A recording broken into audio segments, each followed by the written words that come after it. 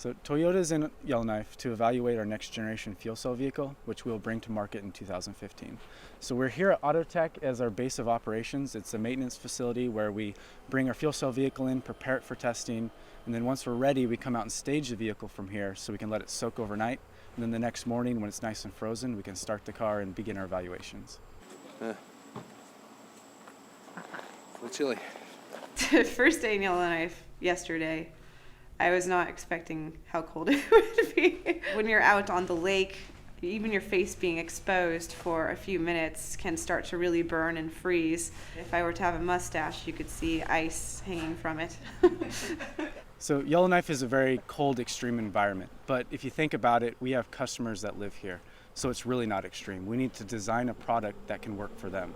Okay, Thomas-san, so go ahead and start the data and time the fuel rate. Okay. So I'm standing in our mobile fueler that we brought here to Yellowknife, Canada to refuel the fuel cell vehicle we have out here. Obviously there's no hydrogen station out here just yet, so until that comes to fruition, we have to bring our hydrogen with us whenever we do testing.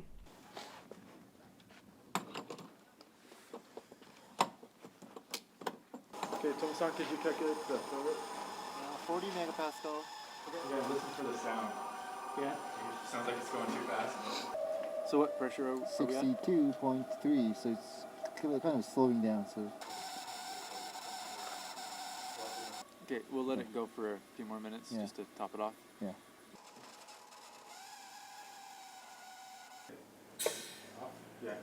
So today we're going to be driving to a town called Ray. It's about 100 kilometers from here. And the road conditions are really interesting. There's lots of really bad undulations and divots in the road from the landscape freezing and thawing. And so it's a challenge to go through there without bottoming out the car and different things like that. Here we're going to go to the ice road, and I think there's bumps and cracks, and maybe there's icy roads, so please keep distance in between the vehicles. Be safe. Right now we're getting ready for our cold start, making sure the equipment is ready to go before we do that.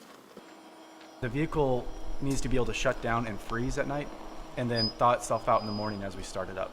So we're evaluating those controls, finding issues with those controls and optimizing those controls.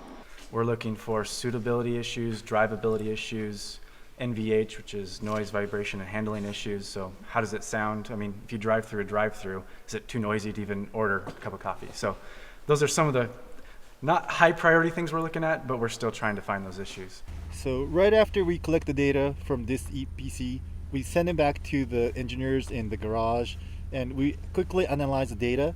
And if we find the issues there, we can daily change the software and do the countermeasures every day. Some of Toyota's biggest challenges are going to be in educating the customer on what to expect from a fuel cell vehicle, and also to support the building of a hydrogen infrastructure so that there are enough places to fuel.